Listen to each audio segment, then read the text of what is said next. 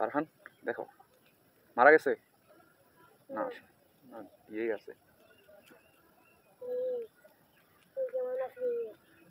বলো কেমন আছো? ওয়াও জিভ বের করছে দেখছো?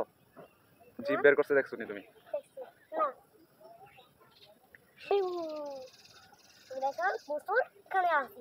দেখছো লেজটা দেখছো তুমি? লেজ তাদের লেজ একদম অনেকটা কুমিরের মতো প্লাস জিভ বের করছে। দেখি আমরা সবাই লেজ বের করতে আসে। এটা নাম কি বলো তুমি? বলো এটা নাম কি? পান্ডা। আমরা এখন ঠান্ডা দেখতেছি। ঠান্ডা না ঠান্ডা, এটার নাম কি বলো? ঠান্ডা। পারান ঠান্ডা দিয়ে কি বিরিয়ানি খাইবা? বিরিয়ানি খাইবা নি এটা দিয়ে?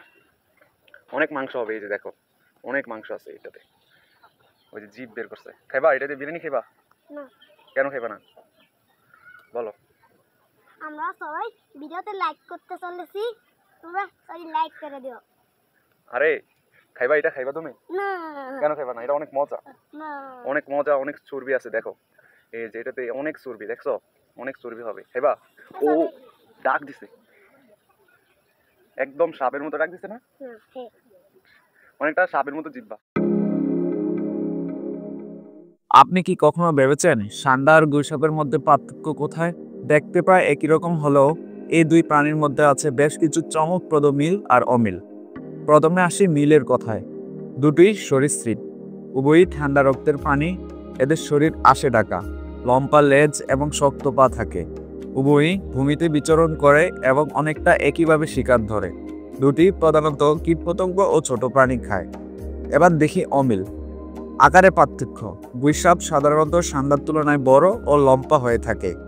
চরিত্রগতভাবে গুইসাপ বেশি আক্রমণাত্মক আর সান্ডার তুলনায় শান্ত স্বভাবের। রঙের পার্থক্য। সান্ডা বেশি উজ্জ্বল বাদামি বা সোনালী হয় আর গুইসাপ হয় কালচে ধূসর। জীবনধারা। সান্ডা বেশি সময় মাটির নিচে বা গর্তে কাটায় আর গুইসাপ থাকে খোলা জায়গায় বা গাছে উঠে। মানব সংস্পর্শে প্রতিক্রিয়া। সান্ডা সহজে পালিয়ে যায়, গুইসাপ কখনো কখনো প্রতিরোধ করে।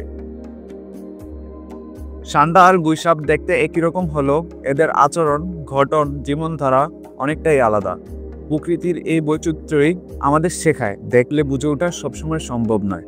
তাই যদি আপনি কখনো বনে যান, সাবধানে থাকুন আর এই দারুণ দুই প্রাণীকে চিনে নিতে ভুলবেন না।